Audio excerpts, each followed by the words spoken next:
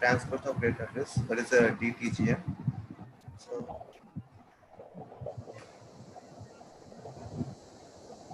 in 1791, the mature body called the attention to a single malformation in which pulmonary artery arises from the left ventricle and the aorta from the right ventricle.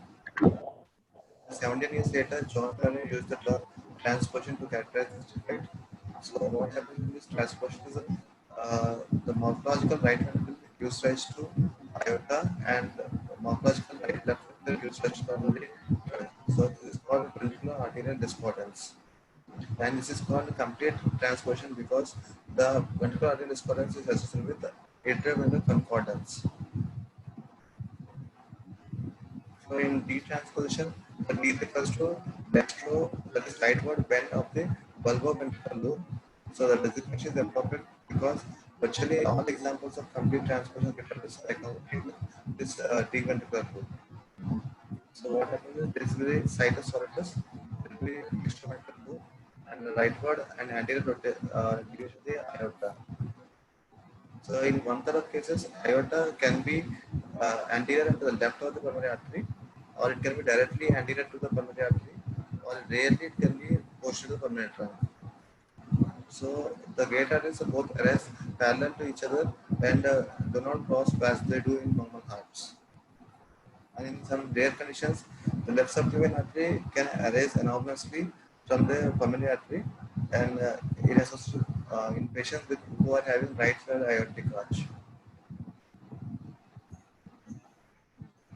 This is the angiogram of the patient with DTGA. So this is a root aortogram which shows that the aorta is in central position, and in lateral view you can see aorta is anterior in location, and it is anterior and upward. So and in the left ventricular you can show that left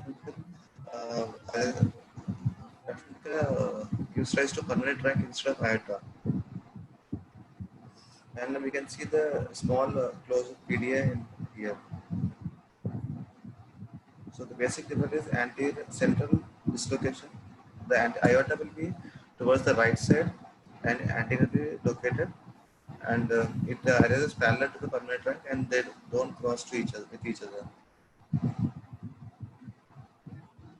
And coming to the pulmonary anomalies, in the complete transposition with situs sororitas, the morphological right coronary is concordant with the morphological right ventricle, that is which passes in the right atrial tube only, and the morphological left ventricle is concordant with the morphological left ventricle. So two artery sciences will face the right ventricle output tract irrespective of the spatial relation between the ascending aorta and pulmonary trunk. So I think show the picture. This is the aorta. So there will be three sinuses, out of which two sinuses will be facing towards the RVOT. And usually the coronary artery arises from the posterior sinus and left sinus. So in posterior sinus the RCA arises, and from left sinus the left main, which divides into the appendix and left circumflex. So this is called dual sinus origin. So in dual sinus origin, because two arteries arise from the two different sinuses. So in rare cases, what happens is in dual sinus origin, so single from a posterior sinus, so from single ostium, RCA and LCX origins, and LAD arises from the left sinus. So this is a less common type of dual sinus origin in which LAD arises from the left atrial sinus, and the circumflex and RCA arises from the posterior atrial sinus.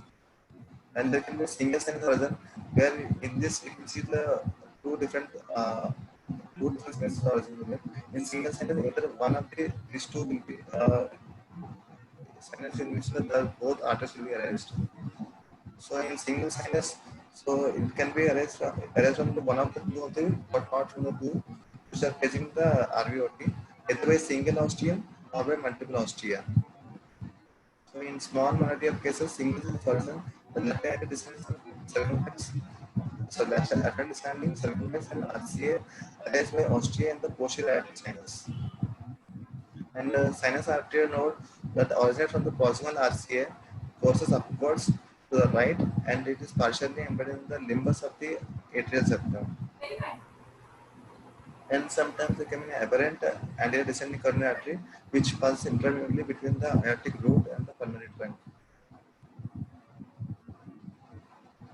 Coming to instance, the DPC is estimated as 1 in 2,300 to 1 in 5,100 live births, and this malformation is expected 5% to 8% of all congenital malformations, and account for 25% of deaths of congenital disease within the first year of life. But measure abnormalities in the subaortic portion of conus in complete transmission persists, and the subpulmonary conus is absorbed. So, because of this, the aortic wall moves anteriorly, and pulmonary wall moves infraposteriorly in the fibrous community of the mitral wall. So, the non-dilated conus is inappropriate for the ventricular loop. So, the gate arteries are discordant to ventricular origins. So because of this, there will be pulmonary mitral continuity will be there, and there will be no aortic tricuspid continuity. So the aortic tricuspid discontinuity causes aortic wall to lie superior to the pulmonary wall and causes ascending aorta lie parallel to the pulmonary trunk.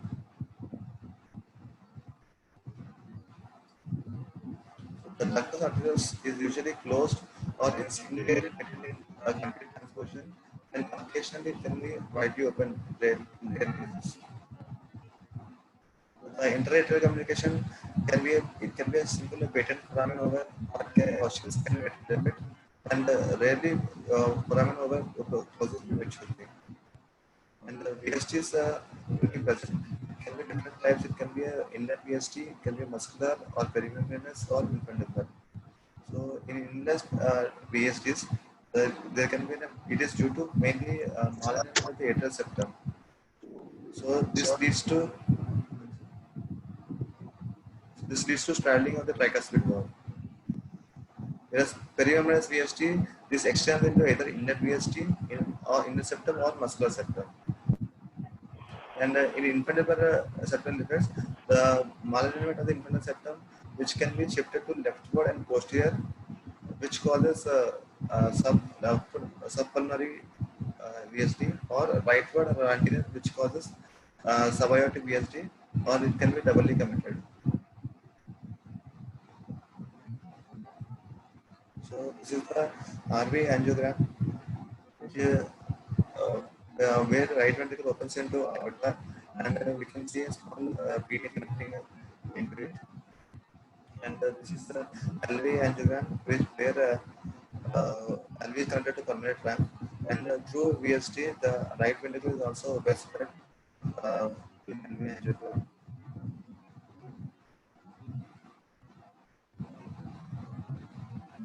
Coming to pulmonary stenosis can be either can be a fixed obstruction or can be dynamic obstruction. So the pulmonary stenosis possible there will be 50% of cases in complete transposition. So fixed obstruction can be usually due to subpulmonary stenosis, and the cause of subpulmonary stenosis either can be a fibromuscular ridge, it can be herniation of tricuspid leaflet, or it can be a central attachment of the mitral valve, or accessory mitral leaflet tissue tags from mammary septum, or hypertrophy of the anterolateral muscle bundle. Sometimes there can be a leftward and posterior deviation of the infundibulum septum and causes tunnel and a tubular subpulmonary stenosis. And as such, the valve stenosis is rare. It is mainly due to subpulmonary stenosis. Dynamic pulmonary subpulmonary stenosis. So the causes of subpulmonary obstruction one should know. Actually, this is a full paper by Dr. Savitri Srivastava, no? So, which mentions about the causes of pulmonary stenosis in case of TGA. A very old paper in circulation. So these are the causes which the fixed causes of fixed obstruction in case of TGA. Coming to dynamic. Dynamic obstruction, so it develops during the first few weeks of life and is associated with the SAM of the antimetabolic leaflet. So it is dynamic because it is very spontaneously with either isobutanol or due to reduced beta blockade. So the mechanism is, so what happens during after birth, the pulmonary vascular resistance usually falls, and the systolic pressure usually decreases. and the right ventricle is pumping at the systemic pressures. So because of this systemic right ventricle pressure, there will be systolic movement of the base of the ventral septum into outward tract and to the adjacent low pressure left ventricle. So this is due to because of this there will be the PVR will be low, the lung compliance will be high, so the blood flow into the pulmonary trunk will be high, and added to that the systolic motion of the internal septum. This causes the Venturi effect, and this leads to SAM and causes a dynamic pulmonary obstruction. This is the LV angiogram. So this is the LV angiogram which shows showing the fixed pulmonary obstruction. Here we can see a pulmonary diaphragm here, and there will be a dilated pulmonary trunk here. And this is another one in which shows the dynamic obstruction. This is due to movement of the anterior metal during systole. In both the cases, the pulmonary trunk is dilated.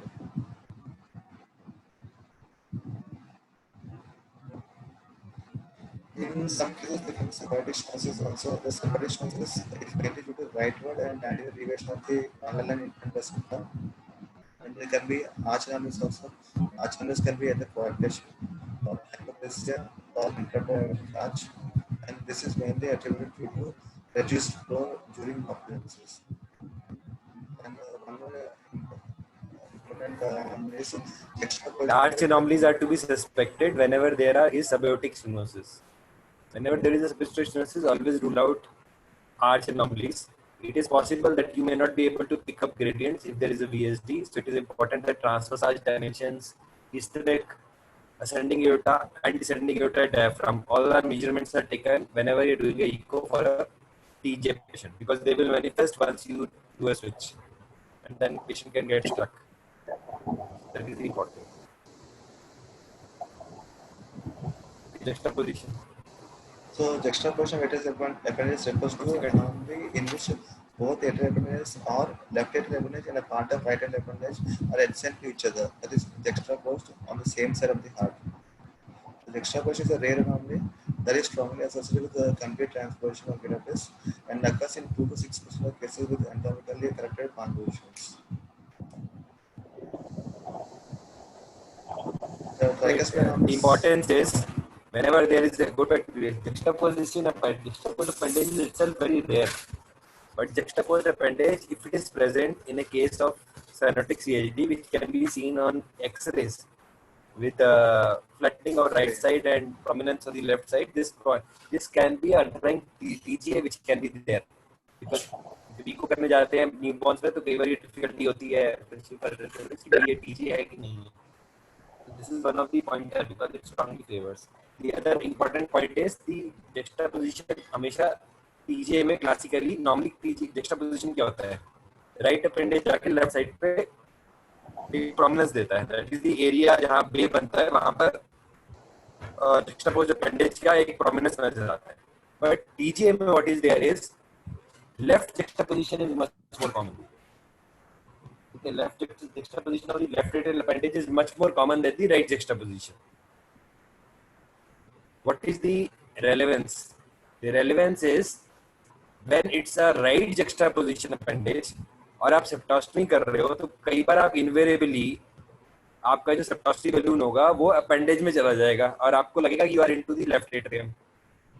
Actually, you have not crossed the interatrial septum. It is lying in the juxtaposed appendage, which is lying on the left side. Or even if you cross the interatrial septum for septostomy and you inflate your balloon in left atrium, it's a left juxtaposed appendage, your balloon would not be, you will feel कि अरे तो cross नहीं किया and you will immediately take it out. So it is important to recognize this entity on echo so that if you are doing a septostomy, you are sure that you are able to place a balloon very well. Okay, so that is the importance of a juxtaposed appendage. Okay, tricuspid valve. There can be tricuspid or metabolic anomalies also. So in tricuspid anomalies occurs in 30% of patients with the DTJ and also with the inner ventricular. So the tricuspid anomalies can be straddling or overriding of the pondae or overriding of the tricuspid annulus or abnormal caudal attachments, and less commonly tricuspid bone dysplasia, axial tricuspid tissue, and double organ tricuspid bone. And mitral valve abnormality occurs in 20 to 30% of necropsy specimens of DTGA, and these include can be cleft anterior leaf net, or straddling of mitral valve, or abnormal size or position, or anomalous mitral tissue strands, or redundant mitral valve tissue, or abnormal papillary muscles.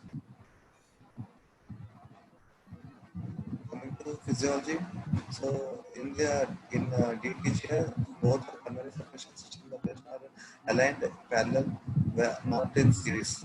This is the series is normal circulation. So these in DTGA they are aligned parallel to each other. So there should be some mixing somewhere else to for the survival. And it can be a ASD, it can be a VSD, or it can be PDA. So this is essential for the survival of the patient. So when the low pulmonary vascular resistance with an increased pulmonary blood flow provides a large volume of unoxygenated blood for intercirculatory mixing.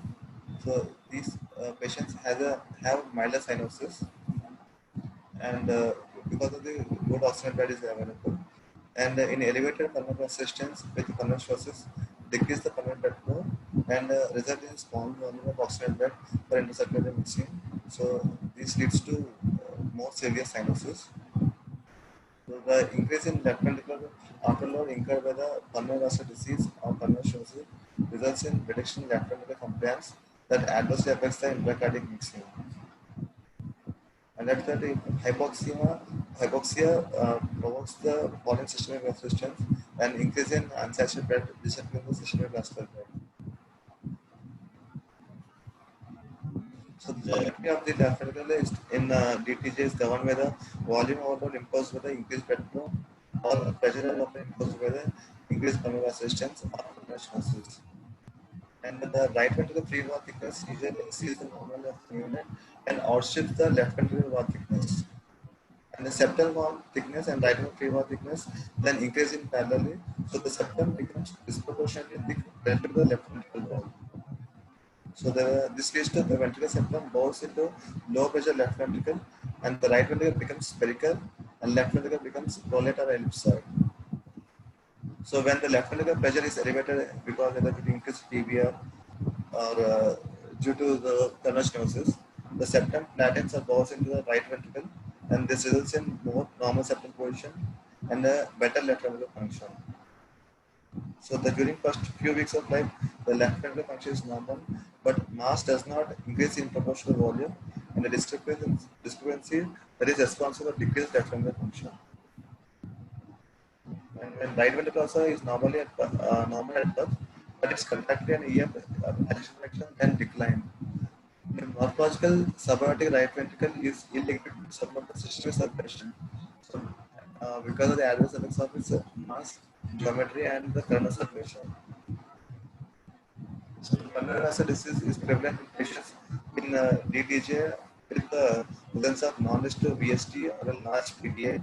So, grade 3 or 4 Heath adverse changes of pulmonary vascular disease is born in 20% of infants before 2 months of age, and in about 80% of by 1 year of age. A reduction in intra-acinar pulmonary arteries has been identified by quantitative morphometric studies, and there can be vasoconstriction of pulmonary arterioles, which is induced by hypoxemic blood carried by the systemic arteriolators, which accelerates the pulmonary vascular disease more. So the early pulmonary vascular disease is more prevalent with a non-resistive VSD and a complete transfusion than an equivalent isolated VSD. Even with an isolated ASD, the incident rate of pulmonary vascular disease is 6%, although the progression is slower with ASD. Coming to history, the male to female ratio is positive. Hello, Vamsi, you have talked of physiology, no, but you not go back to your slide. No? Physiology, my most important thing. Go back. Go to the previous slide. Previous slide to this. Go to where you start the physiology. So vascular resistances are important, but what is important is what you started off with. I think previous to this you said no, there are two circulations which are running parallel to each other. For a patient to survive, for a child to survive, there should be some communication So I think you have not discussed about them. There should be some communication at some level. So what are the different communication which can be there? There can be ASD, there can be PDA, and there can be VSD. So which of them is the best mixing chamber and why? So for child to survive, there are three options: no, VSD, VPTA, or ASD. So for a TGA, which will be a best mixing chamber and why?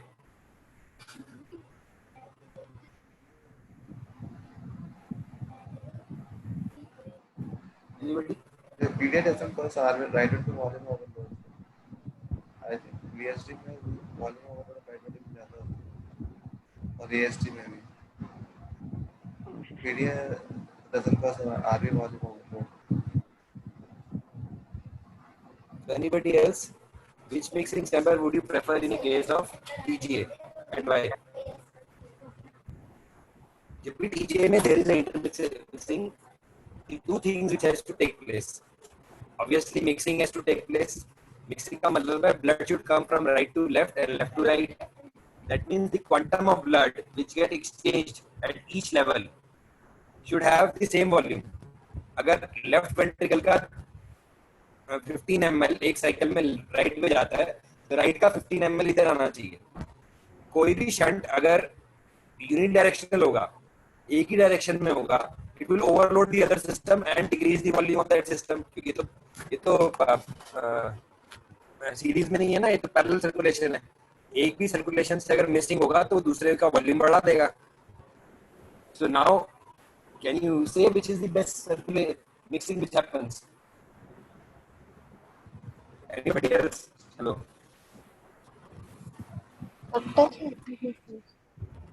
Hello. Honest to VSD में ज़्यादा mixing होगा. So it will always be a very low pressure atrial level communication, no? Where the pressures are 8 on one side and almost 8 or 10 on another, 0 to 8 on one side and 5 to 10 on the other side. So there is a lot of isovolumetric phase which is going to happen in the atrial shunt. We are talking of VSD. VSD में क्या होगा? The shunt is predominantly there should be a significant isovolumetric phase, no? So when there is a LV systole, it is going to shunt from left to right. But if it is a TGA, this systole, where RV is having that phase, so this systolic blood will be right to left, and there will be a small diastolic phase which is from left to right. So it is actually not a appropriate mixing. So TGA is not a very VSD is not a good mixing chamber. क्योंकि अलग-अलग phases में अलग-अलग shunt हो रहा है and that too unequal. Coming to PDA, PDA is a unidirectional shunt, मतलब एक ही तरफ जाता है. जब आप it will go from a higher systemic pressures to a lower pulmonary artery pressures. So it is never, अगर newborn है जिसके RV pressures very high हैं, अभी lungs open up नहीं हुए हैं, that particular case there can be some intermixing. But as the PA pressures come down, उसके बाद क्या होगा? सारा blood aorta से pulmonary artery में जाएगा. So it will be a unidirectional mixing. इसलिए तो क्या होता है? जब हम septostomy करते हैं, हम कई बार prostaglandin को पहले बंद कर देते हैं. We don't want over circulation of the systems. But when we realize that desaturation is significant, desaturation मतलब there is a significant shunt which is going to the systemic circulation. We want pulmonary artery circulation to go up. That is why we might have to give prostaglandin transiently so that pulmonary artery circulation and oxygenation improves. But remember, this PDA is opening should be transient because circulation को adjustment में time लगता है, and you should attempt to wean off the PDA in next 24-48 hours. This is very common that you stop prostaglandin and then you take a decision to restart prostaglandin because prostaglandin induce two things. एक तो ductal dilatation, मतलब dilate करने के ductus को, so and so that and of course there's some peripheral vasodilation. So these are the. So now you understand why ASD and septostomy is important for a TGA. Okay. Now coming to your physiology. What next slide you have gone? No, next slide you are talking of RV. हाँ, ये जो geometry की बात आती है ना, ये late उसमें आती है. जब न्यूमॉन में कोई फर्क नहीं पड़ता है. न्यूमॉन तो इवन इंट्रायूट्रो भी आर्वी सिस्टमिक वेंट्रिकल था. जैसे जैसे टाइम बढ़ता जाता है post after delivery, the left ventricle is at a low pressure. That particular phase, the left ventricle thickness tends to decrease, and there is a subtle shift, and the geometry changes, and problem come. And that is why after 6 weeks, we get TG intact septum. आप switch भी नहीं कर सकते because LV geometry change occurs. This is a late occurrence. And come to the next slide. And that is why pulmonary stenosis is protective. तो अगर आपके पास कोई बड़ा PTG आ जाता है जो सर्वाइव कर रहा है, then you have to look for echo very carefully for all the 7 or 8 causes you have mentioned. Those 7-8 causes of pulmonary stenosis you have mentioned. एक बार क्या होता है, वो stenosis causes होती है, लेकिन you are not able to, hemodynamically it is not able to manifest. That one should identify by echocardiography. There is a beautiful paper by Dr. Savitri about all this. Okay, when you go to the history, go to the Sir, आपका आवाज cut हो रहा है. okay, so let's go to the history. Next slide. Now you're talking of history. Hello. Yeah. So the main human ratio is 4:1. Let's calculate the extra portion of the atrial appendage. The complete transfer of data is seldom occurs in first month, but in offspring of others who have 3 or more pregnancies have twofold increase in incident rate has been reported. And there can be a familial recurrence also. It can be a monogenic and oligogenic inheritance. And it also seen that patients with complete transfusion and CCTG sometimes segregated in the same family. So properly, because of the monogenic transmission, which suppose the pathogenic link between the complete transfusion and disorders of leaking. And the cyanosis usually begins in the first day of life in more than 90% of infants with intact ventral septum, and severe pulmonary stenosis results in intense neonatal cyanosis. Mild cyanosis is related onset is a period of complete transfusion with a non-restrictive VSD or PDA. A large accelerated rectus is associated with serious CHF in first few days of life, and spontaneous closure results in sudden fall in systemic arterial saturation and rapid retardation and death.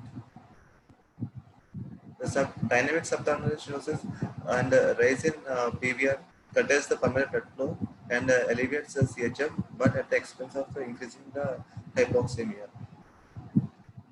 The pulmonary stenosis is occasionally responsible for hypercyanosis spells, which is characterized by intense cyanosis, like apnea, extreme irritability, and hypothermia, but seldom loss of consciousness. And squatting episodes are rare in these patients. And the neonatal survival is tightly coupled with delicate interplay between either interceptor communications and the pulmonary blood flow. And in older infants, the survival mainly depends upon the adequate pulmonary blood flow. The outcome, however, is very weak, and the overall death rate is 30% in first week, and 50% in first month, and 90% by first year. The poorest survival is seen in patients who has a permanent overall species and when there's no PST, and this is closed. So the patient who has adequately sized internet communications, 75% of the patients survive up to 6 months, and 65% survive up to 1 year, and many survive into their teens. In non-restrictive VSD with pulmonary disease, there is a 6-month survival of about 30%, and 1 year survival of about 20%. The moderate pulmonary stenosis improves the longevity by regulating the pulmonary blood flow, with 3/4 of the patients surviving for a year or more. The most of those who reach the teens have a non-restrictive VSD with the pulmonary vascular disease or pulmonary stenosis. There can be a rare examples there where the unusual longevity is present the third, fourth, or fifth decades, and there can be one patient who has a 6-year-old patient who was found to have DTG on necropsy. Yeah. As such, a brain abscess is rare in patients with DTG who are younger than 2 years of age, but they have a predilection for in brain abscess who have DTG and top. Coming to usually the birth rates of the infants with the DTG are usually higher and usually about 8 pounds, in contrast to the other congenital heart disease where the prospective gesture may be less. And there will be increased anteroposterior chest emissions due to hypertension of the lungs. And there will be intense early cyanosis, which affects the core in the circulatory mixing and the lower pulmonary flow. And the cyanosis that is mild and delayed indicates good intercirculatory mixing and increased pulmonary flow. So the complete transposition with large PDA, pulmonary artery disease, and an intact pulmonary septum is associated with the reverse differential cyanosis. That is, the feet are less cyanotic than hands because the oxygenated blood from the pulmonary artery enters into aorta distant to the left subclavian artery and flows directly to the left extremities. So this is a differential cyanosis present. Deeply cyanotic patients with pulmonary vascular disease or severe pulmonary stenosis have varicosis of scalp and arms because of the large volume of highly unsaturated blood in the system circulation. There will be usually hyperkinetic circulation, which is hypervolumic and hyperkinetic circulation in these patients. This leads to a more pulsatile pulses, and we can see the dorsal space also pulsatile and scarred. What is the cause of large for dead babies in case of TGA? Why these babies are very big? Anybody, Romila? Why do you think these babies are born large for dead babies? Maternal diabetes. Maternal diabetes. What happens? What's the pathophysiology? Why? For dead babies. See your newborn heartbeat mentions one maternal diabetes separate from the. So there is increased There is insulin another growth cause. factor secretion and increased growth hormone secretion. Sorry? So there, because of maternal diabetes, there is increased insulin secretion. Yeah, and insulin being anabolic hormone. Yeah, insulin and insulin-like growth factor secretion, Yeah. which Not because of maternal increases fetal diabetes. growth. Yeah. It is because a highly saturated blood is being carried into the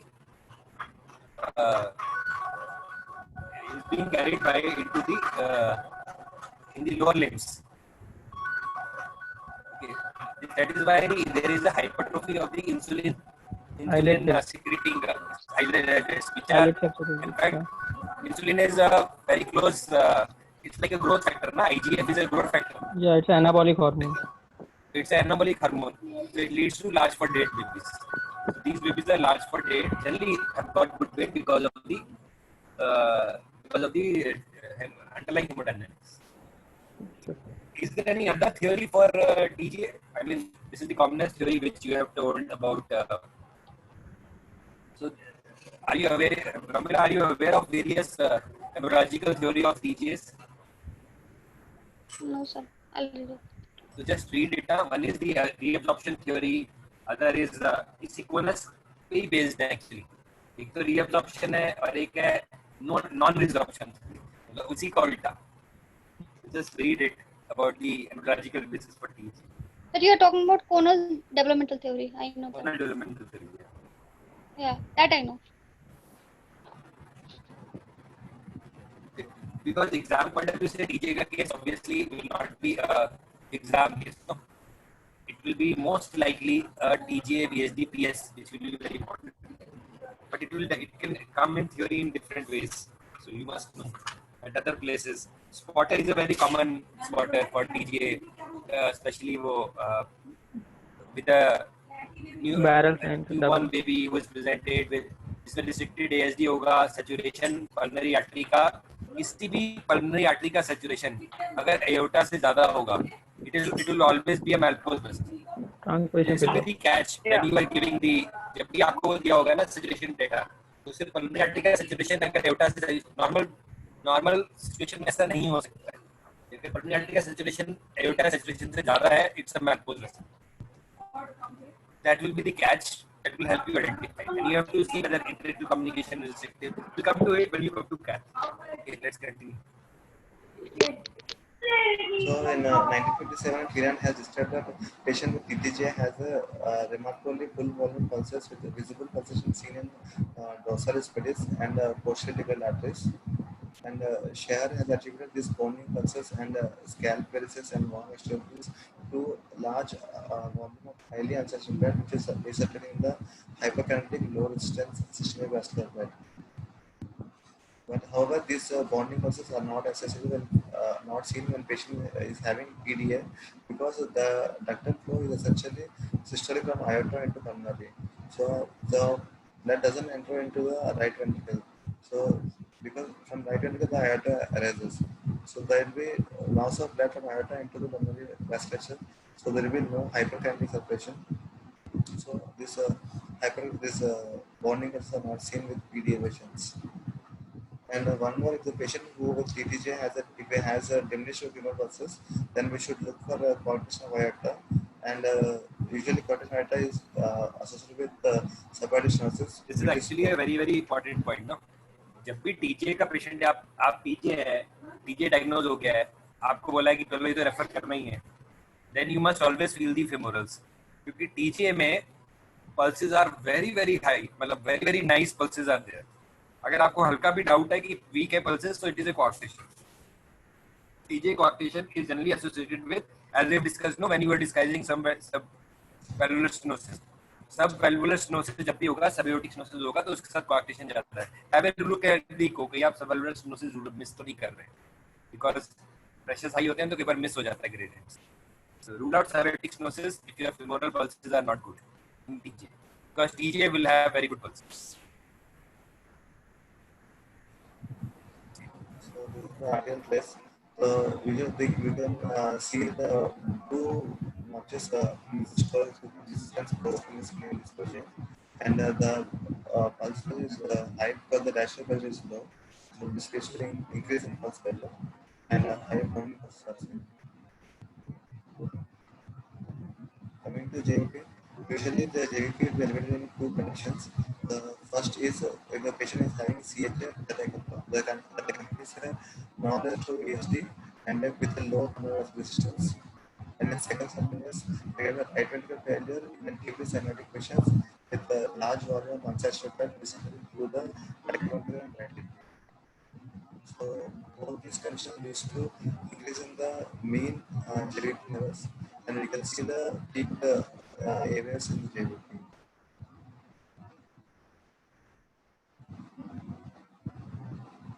Coming to precordial movement and palpation, so the RV impulse is transiently normal or merely so in neonates with complete transformation.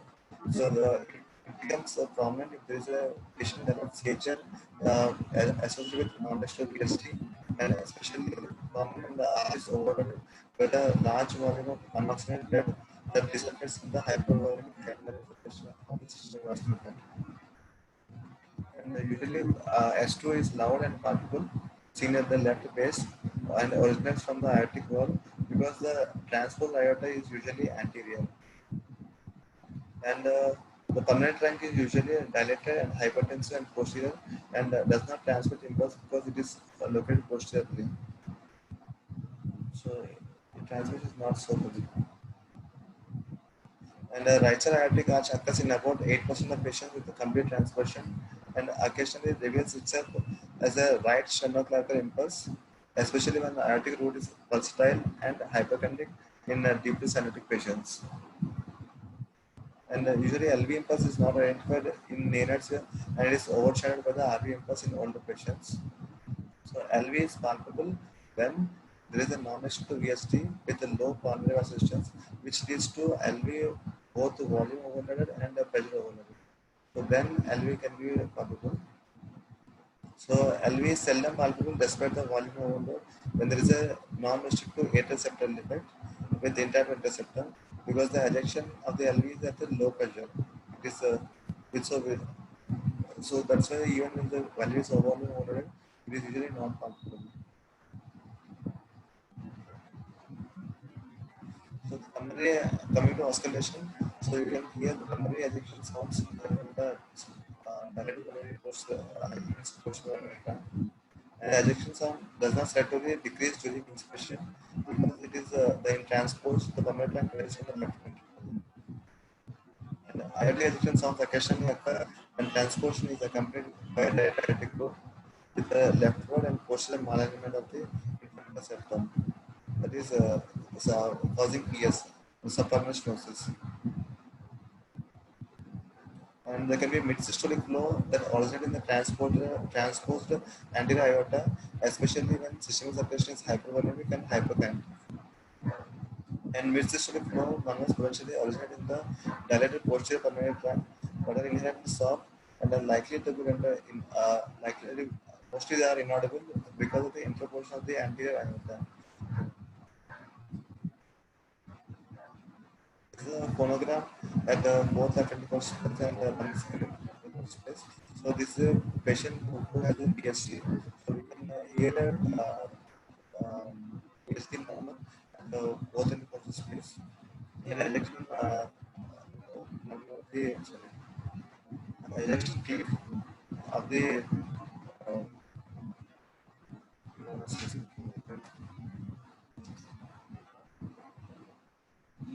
इसका sir नहीं ये तो iota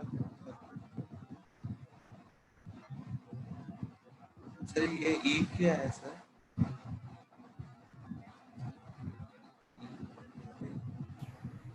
usually there will be a high aortic sound will be large and will be loud because aorta is positioned anteriorly. There will be systolic number in patients who have a VST. There will be no number can be seen in second space. So ये E sound क्या है मेरे को पता नहीं. pulmonary ejection click लिखा है. Pump status ejection click. हाँ. What happens now? What is important is whenever there is a valgus vessel, the pulmonary artery has gone posterior. Pulmonary artery is connected to a left ventricle. So, and there is invariably the patient is surviving. There is always a volume which is coming into the LV. That is why he is surviving. So what happens whenever there is you won't have that phasic variation because there will be a compensatory flow which is coming from the ASD, which is coming to the left ventricle. So practically you will lose the phasic flow of pulmonary artery. As you see when it is connected to a very compliant lungs. On the left side, it is not compliant. It is connected to a reasonably less compliant systemic vascular resistance. This compliance should be as good, or should not be less than the pulmonary compliance. No, pulmonary blood flow होगा नहीं. So this LV के जो compliance है, जो pulmonary artery connected है, जो systemic artery के SVR पे है, SVR would be almost be similar to the pulmonary vascular resistance, which are going to be low in either cases. और definitely वो pulmonary vascular resistance से नीचे नहीं होगा. Pulmonary vascular resistance हमेशा pulmonary vascular resistance is always low. ना अगर pulmonary vascular resistance high हो रहा है, तो that means it's not a good sign. So practically there is a loss of this phasic variation in inspiration, which happens. So जब आप TJ का patient present करोगे, तो you may not feel the phasic variation of the sound. Otherwise क्या होता है? Ejection click बहुत prominent हो जाती है, especially क्योंकि aorta हमेशा dilated होती है, and this aorta becomes more dilated if it's a TJ VSD PS. अगर PS situation है, तो aorta और भी dilated हो जाएगी. So you get a very prominent aortic ejection click. So in exam you are going to get a patient of TJ VSD PS most likely. So what will be the findings? The patient will be extremely blue. मतलब आपको मरमर बहुत अच्छी सुनाई दे रही है, but the patient is also extremely blue. If you are getting a very good murmur, normally TOF should not be very blue. It's a pink TOF. Because ejection murmur means there is a very good flow to the pulmonary vascular bed. But in TJ, because of the streaming, you will have a very blue baby, which will have a cyanosis very early in life. But the murmur will also be also very good. Also, there would be a very prominent click, which is always present in case of TJ VSDPS. क्योंकि हमेशा उनके roots invariably बहुत dilated होते हैं. You will invariably get a click in this case. Click कहाँ मिलती है? What is the location of the click? Is very nicely shown in your diagram, this particular diagram. Okay. You understand which phase you find a click?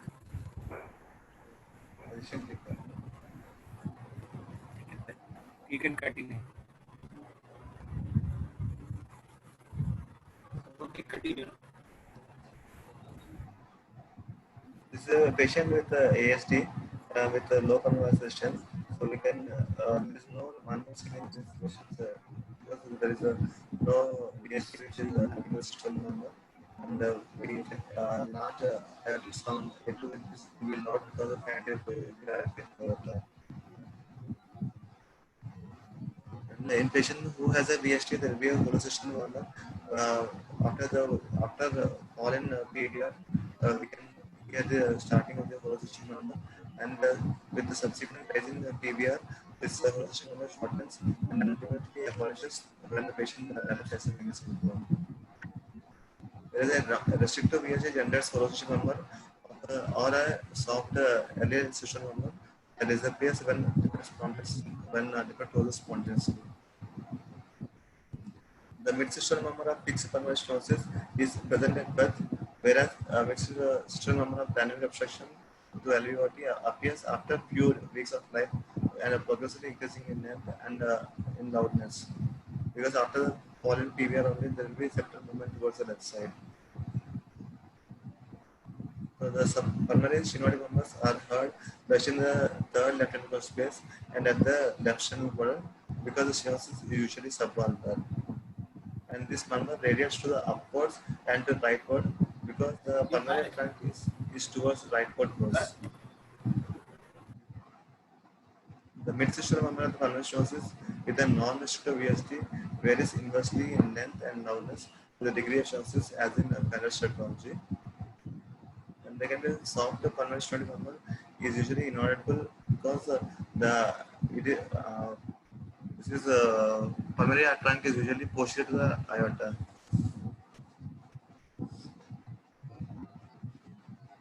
This is the patient with pulmonary stenosis with the non-restrictive VST. In the second portion space, we can hear the PS number, but the AST will be less in patient with severe pulmonary stenosis because the pulmonary blood flow will be less. So the the intensity will also decrease.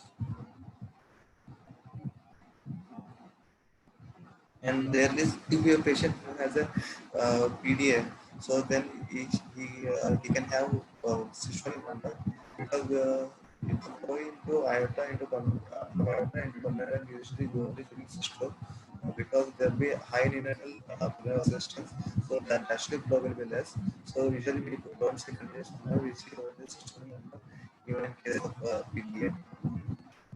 And a continuous number could originate in a restrictive PDA and it is dampened by the anterior aorta. Sometimes there can be a large systemic collaterals that can accompany the transposition, and sometimes these may cause the continuous numbers. And depending upon the flow, there can be mid-diastolic flow numbers across the mitral valve or across the tricuspid valve. So the patient who has a deeply synovitic, who has a high tricuspid flow will cause the mid-diastolic number in the tricuspid region, and who has a high systemic flow, who has a good pulmonary blood flow, they have mid-diastolic number across the mitral valve. And a high frequency early diastolic Gram-Still number of the pulmonary hypertensive PR is difficult to hear because of the posterior portion of the pulmonary trunk. And there will be usually a loud and single S2, and because of the anterior portion of the aorta, the sequence of seminal valves closure is normal because the aortic component precedes the pulmonary component despite the ventricular arterial discordance.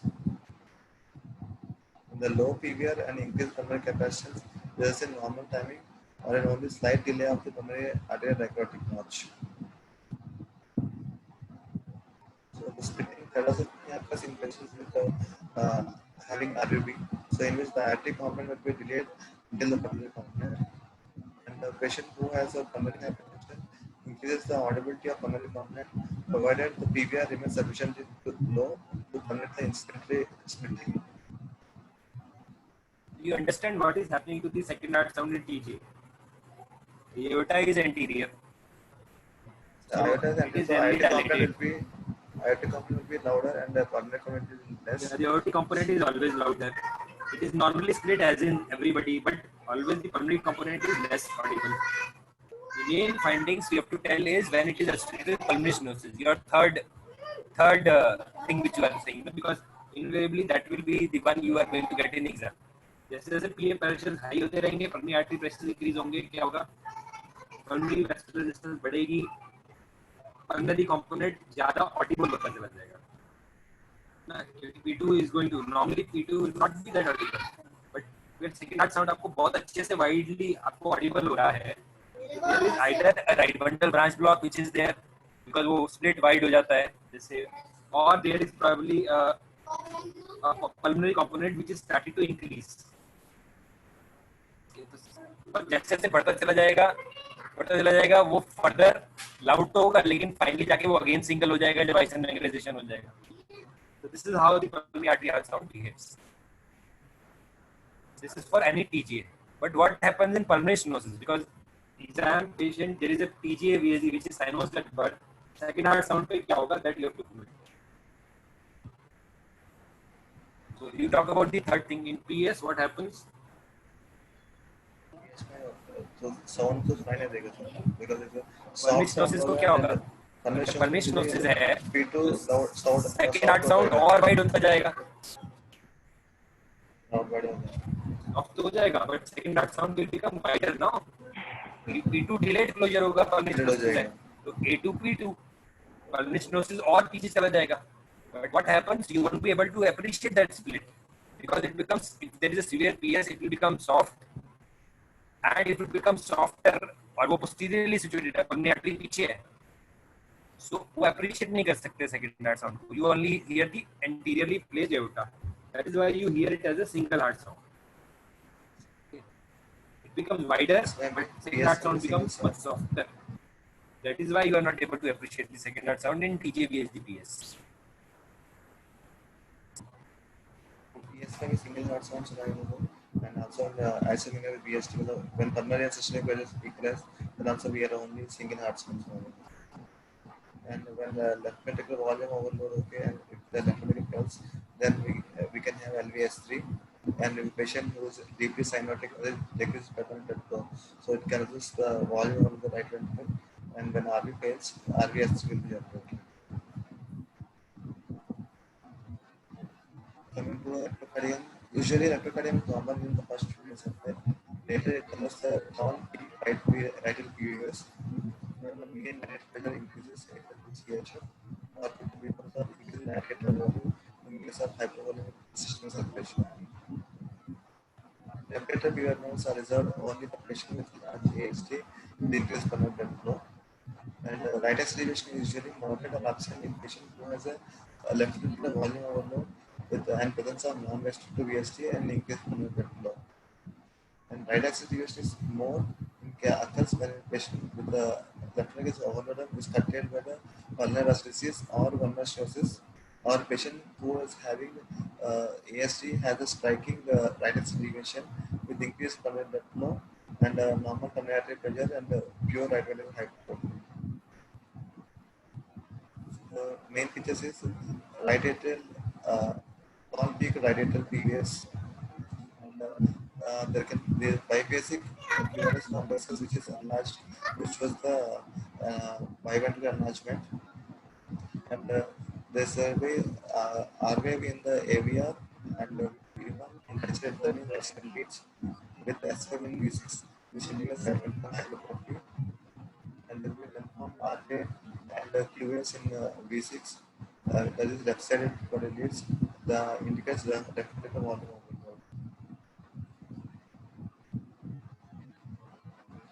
So the pure RH transfers and case are the non-restrictive VSD with the pulmonary vasculitis, which is the LV volume, and when hypervolemic systemic suppression is the RV volume. So biventricular hypertrophy is the evidence of non-restrictive VSD with low pulmonary vasculitis, and both volume is low.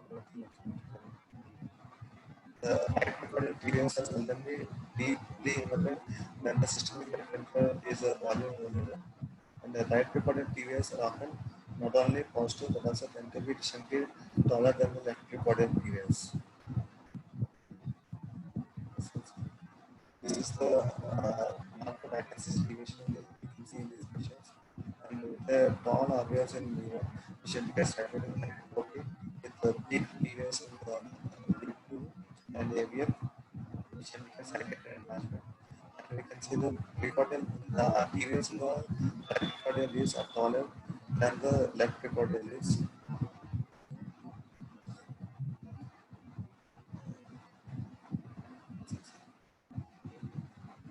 Coming to X-ray, so the increased pulmonary vascularity is sometimes observed in the first few days of life. So the distribution of pulmonary blood flow favors the right line because the right direction of the pulmonary tract. So the also increase in the flow of the right line may convert in decreased flow in the left line.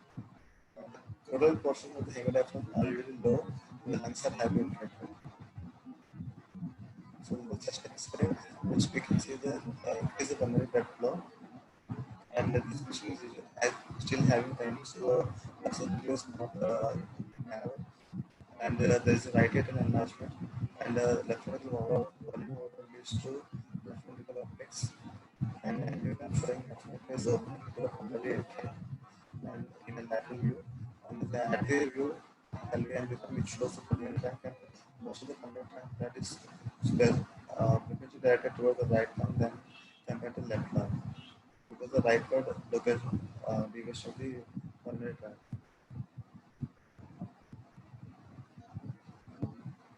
So usually the dynamic channel usually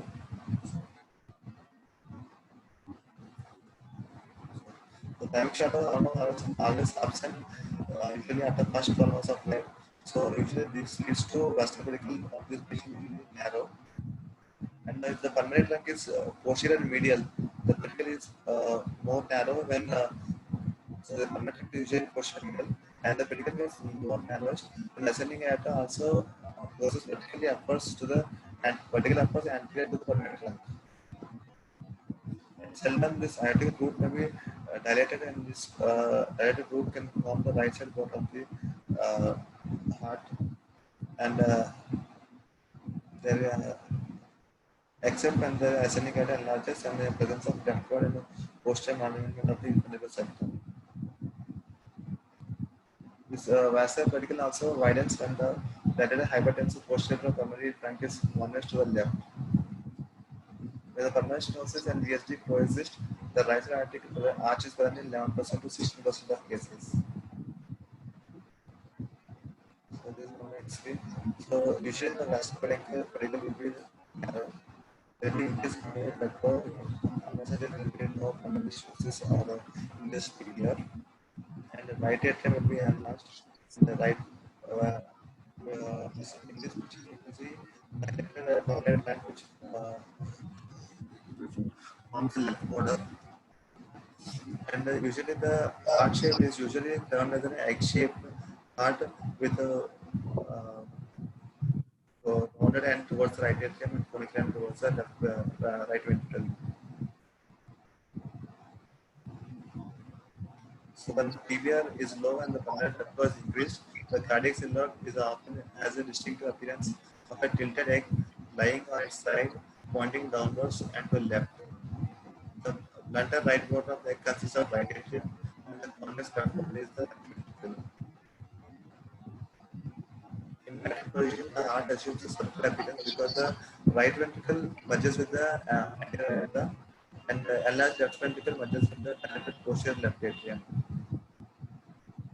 And the gestional portion of atrial appendage is recognized by localized bulge along the mid left cardiac motor that represents the continuous mass of the two appendages. As the PVR increases, the lung muscle decreases, and the size of the left ventricle and left atrium also decreases, and there will be dilated hypertensive posterior pulmonary trunk, which emerges at the left base. In case of severe PS and associated with the decreased pulmonary vascularity, it causes a LV, LA to be small, and there will be enlargement of the right ventricle and right atrium, and because of the hypervolemic system circulation.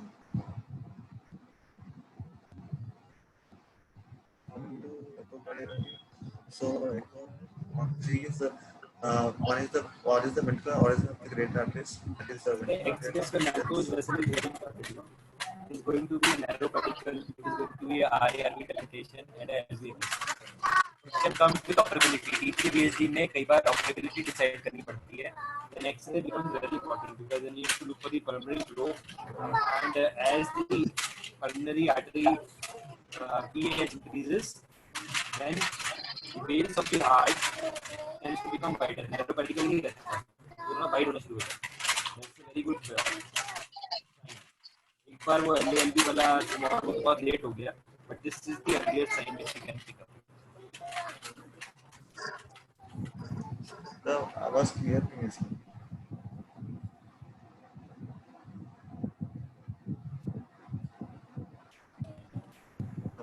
Continue with the echo.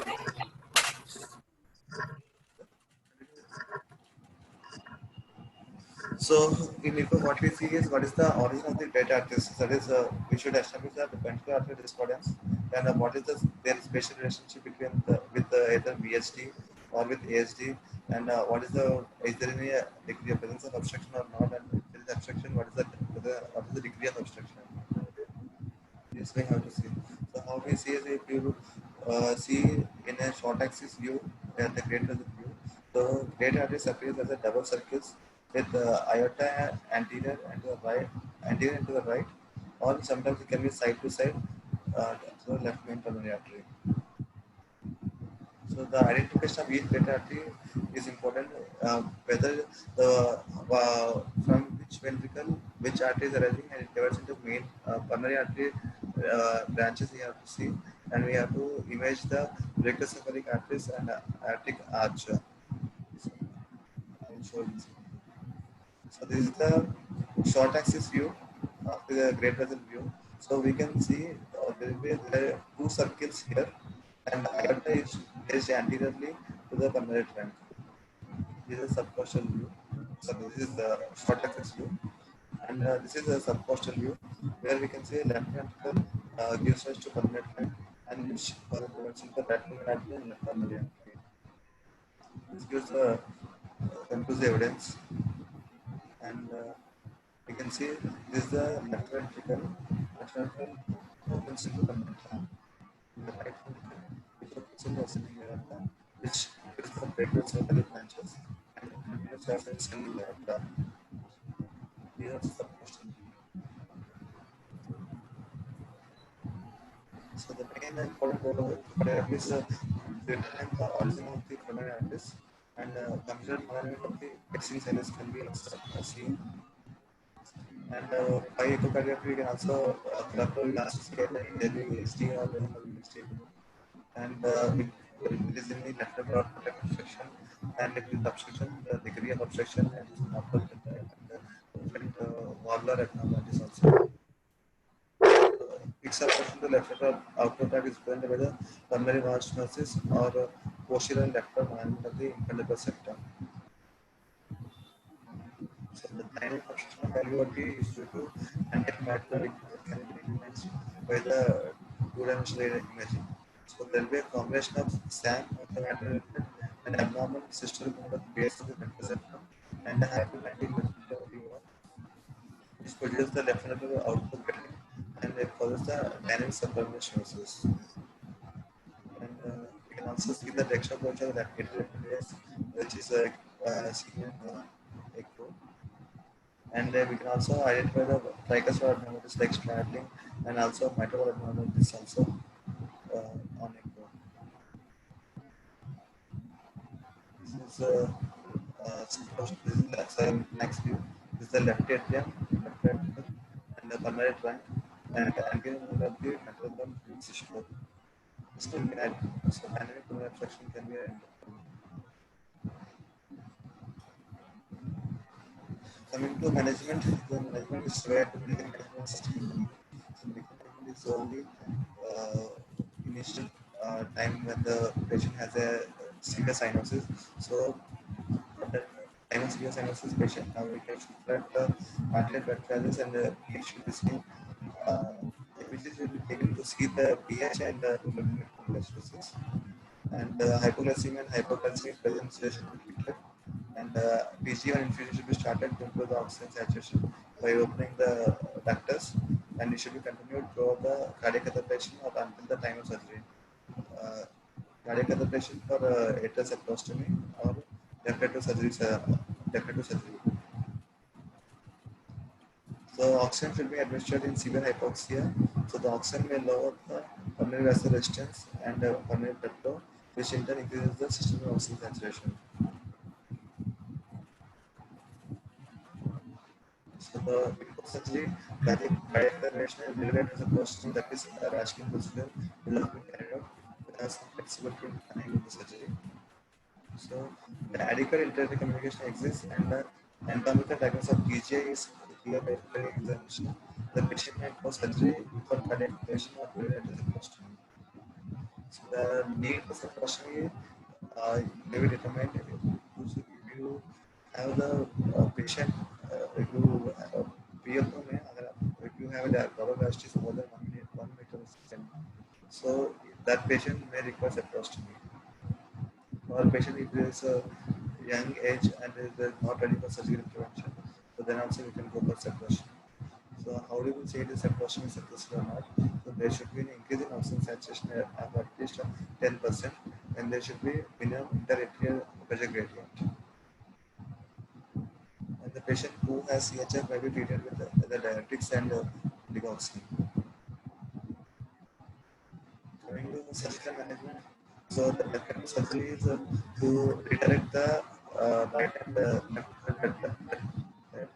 So it can be done at 3 levels, at the atrial level, by scanning or muscle operation. It can be done at ventral level, which is a rational operation. It can be done at atrial level, which is arterial switch operation, which is post-liquid one.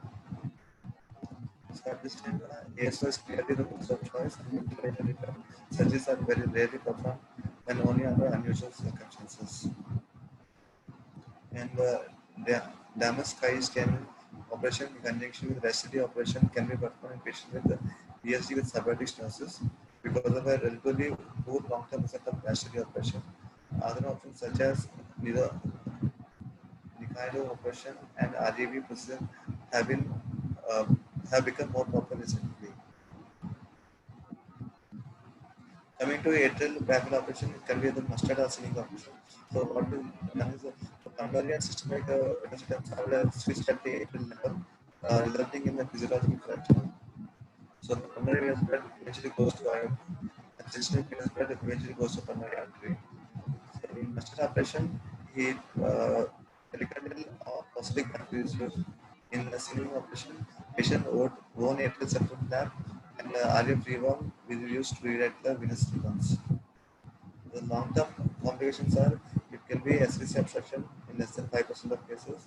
It can be backfill leak in less than 20% of cases. It can be absence of sinus rhythm in more than 50% of cases, and frequent atrial and ventricular arrhythmias which leading to sudden death, and tricuspid valve insufficiency which is rare, and right ventricle dysfunction or failure, that is systemic ventricular failure.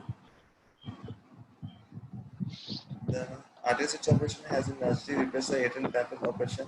There are, however, rare indications of arterial backfill operations in which where we can't harvest the coronary arteries. So it is when the transferring of the coronary arteries is difficult.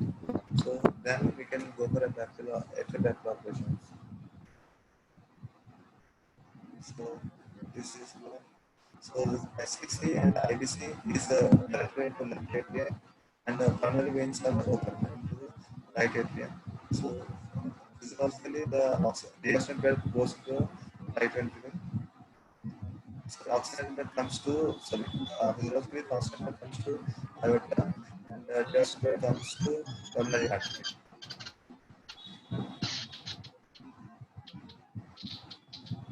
Rhapsody operation in a patient with the PST with severe PS, the reduction of pulmonary and systemic venous blood is carried out at the ventricle level. So the LV is directed to aorta by creating a ventricular tunnel to the PST and the aortic valve. And there will be a wall conduit for the pulmonary is placed between the aorta and pulmonary artery. So the most of the surgeons prefer to delay this procedure until the first year of life.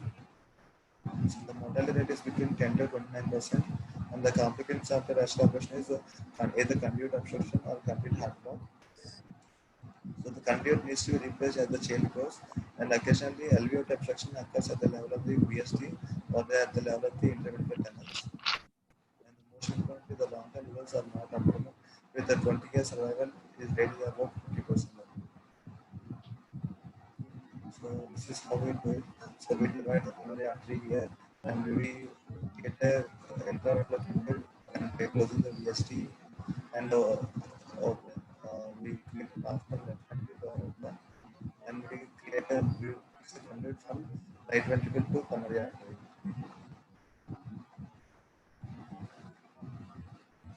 And now this one is arterial switch operation. So arterial switch operation is the main step which we do nowadays. So what we do is the coronary arteries are transported into the pulmonary artery, and the proximal great arteries are connected to the distal end of the arterial artery, resulting in anatomic correction. So this procedure has advantage over the atrial valve because it is an anatomic, not physiologic procedure, and the long-term complications are difficult. So this procedure is not only indicated for simple TGA, but also TGA with other elements like VST or PA, or a dozing type of PORB with a subpulmonary VST. So the operative mortality with needles with TGA with intact inner septum is around 6%. So what we do here is, so we cut the aorta and we cut the pulmonary artery also. So we take the pulmonary arteries from the aorta and we suture the pulmonary arteries to pulmonary trunk. Then we connect the aorta to the pulmonary trunk where the coronary are placed, and we switch the this pulmonary trunk to the right ventricle. So this is the new pulmonary aorta. So complications of ASO are infrequent, and usually the normal pressure is present in and LDMS are rarely seen. LV function is usually normal. The most common complications are is coronary artery obstruction, which is a rare but a serious complication, so which may lead to myocardial ischemia, infarction, even death. And supravalvular stenosis, anastomosis site in spleen, pulmonary cases is the most common cause for the reoperation. And nowadays the incidence has been decreased. And the other one is neo-aortic valve regurgitation or supravalvular neo-aortic stenosis, which are rare complications. So the important factors which are for successful ASO surgery are, one is the left ventricular pressure. Left ventricular pressure should support the systemic circulation after surgery. So the left ventricular pressure must be near systemic levels at the time of the surgery, so that the ASO should be performed shortly after birth.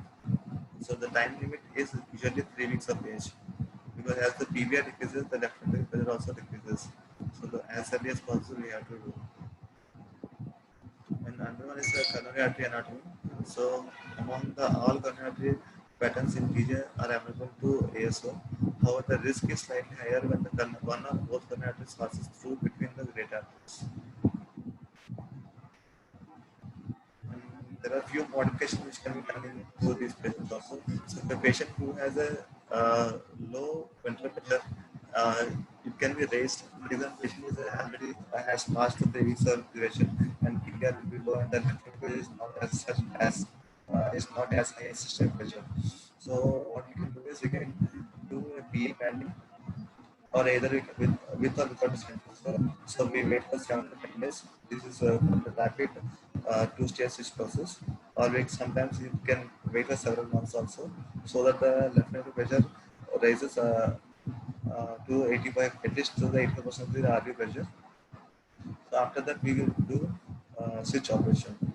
So this usually rapid switch operation usually preferred than late operation, because as the duration progresses there will be scarring of the pulmonary artery. So the pulmonary artery reconstruction and anastomosis will be difficult, and it leads to adhesion of the obscure pulmonary anatomy also. So we have to switch as early as possible. Another one is the stage of ASO.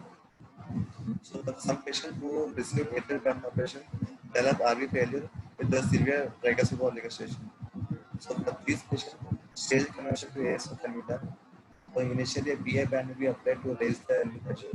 And this is for ASO, which has a higher mortality about 30%. Gradually after a PA band, so damage skin sterile stem cell operation can be perform which does not require transfer of coronary arteries. The transfer of coronary arteries is much more difficult in patients because of the dense aerations, because of the previous surgery. So another procedure is the RDV procedure. In this procedure, the first is first protocol and performed for many patients with the DTG with the PST with severe PS instead of the lateral operation. So what we do in this is we do the impenetrable restriction plus the VST implement the pathway to redirect the value of the aorta and the aortic transaction to perform the leaf function. That is, we bring the aorta, we bring the right coronary artery anterior to ascending aorta and direct right ventricular pulmonary artery reconstruction using the anterior patch. So this may require fewer reoperation than next procedure, and Legompi procedure has been done in 50 cases, and with age varying from 4 months to 15 years of age, with 18% intraoperative mortality. So we'll cut in the upper flank and visit independent sources will be visited, and we cut the aorta and pulmonary artery, and right pulmonary artery is anterior to the aorta. This is what decomp is. After that, aorta will be sutured to here, and we create a LVOT by closing the VSD and by applying a LVOT reconstruction using a flap. So the left ventricle will be directed towards the aorta, and from right ventricle we create a RVOT patch to pulmonary artery. So the right ventricle pad will be directed to pulmonary artery, and through the intraventricular tunnel, the left ventricle blood is directed to aorta. Another one is mechanical procedure. So this is done in patient with DTGA with VSP with severe case. In this procedure, what we do is we compress the whole aortic root. So first what we do is we harvest the aortic root from the right ventricle with attached coronary arteries and release the left ventricle outflow tract obstruction by enlarging the VSD. That means the dividing the outward septum and extending the pulmonary wall also. And then we reconstruct the LVOT with the posteriorly translocated aortic root and the VST patch, and reconstruct the right RVOT with the pericardial patch or homograft. So in modified Ricardo procedure, one or both coronary arteries are moved to a more favorable position as necessary, and the Lecomte maneuver is also performed. That means we bring the right coronary artery anterior to the aorta. So the hospital mortality is less than 10%. So what we do is we cut the aorta along with the root, and we remove it along with the coronary arteries. And then we cut the pulmonary artery also, and we extend the division of the pulmonary artery and we divide the septum up to the VSD. And what we do, we suture this VSD, this aorta to this pulmonary artery stump. And then we close the VSD and this defect with LVOT patch like this. We close the defect, and then this RVOT will be redirected to the pulmonary artery. So the whole aorta is shifted to the LV, and the RVOT is directed towards the pulmonary artery. So another one is the Damis-Kais Channel operation. So implants with the large VST and significant cervical stenosis may receive the Damis-Kais Channel operation at 1 to 2 years of age. So in this procedure, the coronary arteries are not transferred to the aorta. Instead, the separation of bypass by the causal pulmonary artery line with the ascending aorta. So the VST is closed and conduit is placed between right ventricle and the distal pulmonary artery. So the mortality rate is between 15 to 30%. And it can also be done in patients with a single ventricle, and it also gives the TJ with obstructive pulmonoventricular foramen or DRV with subaortic stenosis. So what we do in this is, so we resect the main pulmonary artery, and we connect this main pulmonary artery to this aorta. So left from the ventricle goes to and aorta, and from right ventricle we can do right ventricle to coronary artery.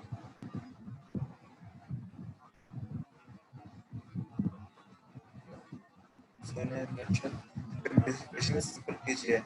We do ASO in 1 to 3 weeks. Patient with TGA with other simple effects like PDA, VST, or INPs. So then we do ASO plus repair of the closure of VST and PDA at 1 to 3 weeks of age. We have a TGA with VST with severe PS. So in early life, either we can do shunt operation or we can do directly ASD VSD aorta tunnel with Rastelli after 1 to 2 years of age, or RU Gusser at 6 months of age, or Nicardia Gusser at the more than 1 year of age. The patient has TGA with a large VSD with subaortic stenosis. So initial BT shunt can be done, followed by later damage scanning operation with VST closure with the right ventricle to coronary artery connection, which is usually done at 1 to 2 years of age. So follow usually the layer after switch operation, then enter baffle. The regular follow-up is needed to detect the possible complications such as the stenosis of the coronary artery, the aorta in the suprapular region where the angios is not, and coronary artery obstruction with mitral ischemia in heart, and the ventral dysfunction, arrhythmias, and the wall regurgitation, similar to wall regurgitation. The coronary artery obstruction after surgery is a concern, and in one study, about 5% of the post-operative arterial cyst operation had a coronary artery abnormalities by coronary angiography, but some of them has no signs of ischemia either by history or ECG or echocardiography studies. So the periodic follow-up is recommended with ECG, echocardiography, and stress test in all patients, and MRI or computer tomography or coronary angiography. Usually, MRI it provides the comprehensive anatomical function evaluation of the coronary ischemia non-invasively, including myocardial perfusion and viability information. That's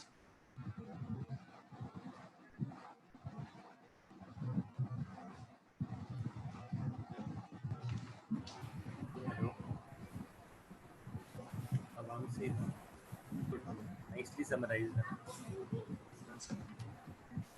Unlike Vamsi's presentation, which are generally exhaustive, this was actually good. But in TGA, it is most likely the TGA is going to. One must be aware of TGA VSD PS because that will be an important differential diagnosis of top physiology.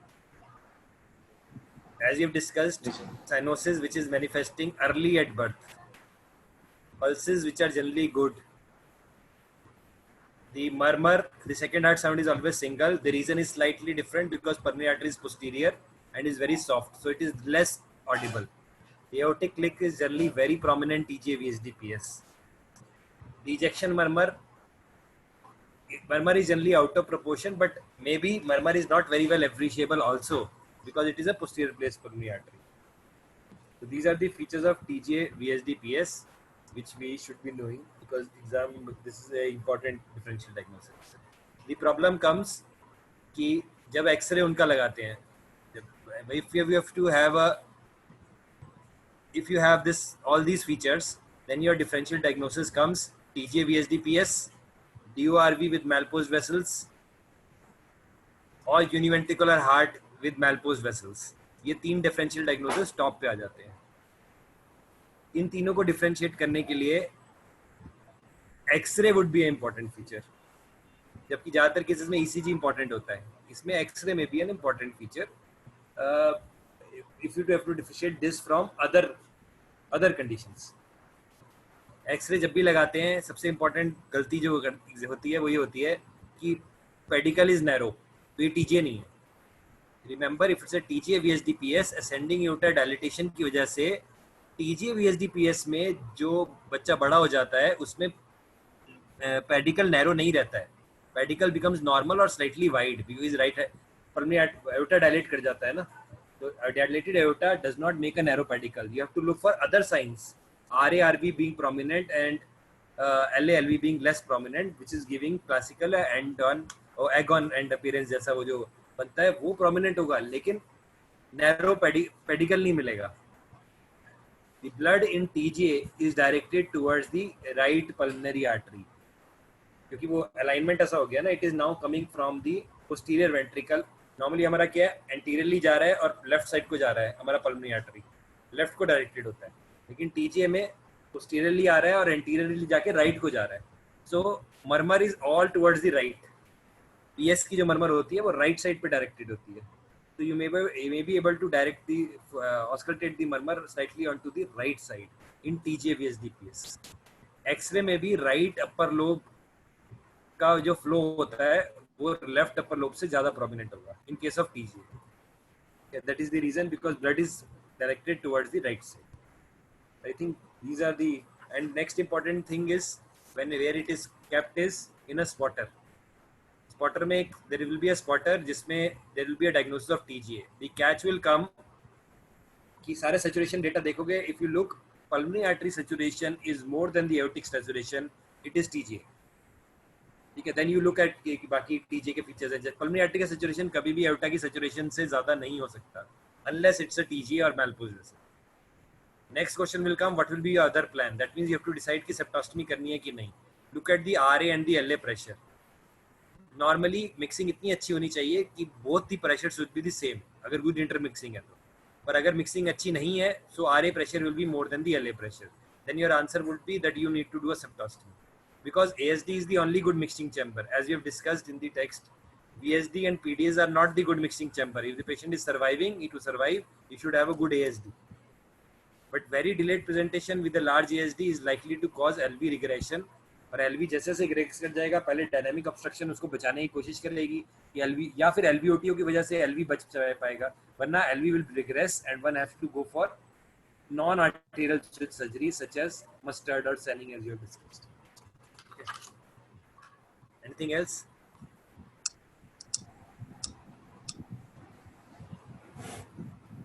कल का क्या topic है? Venable. Sir, venable communications. अच्छा, Mohit wants to do it early morning ना? नहीं. हाँ sir, कह तो रहे थे ऐसे. हेलो सर, कल वो है ना acute rheumatic fever भी है ना शाम को. अच्छा ठीक है, फिर सुबह कर लेते हैं. I think बिना केवल anomalies पे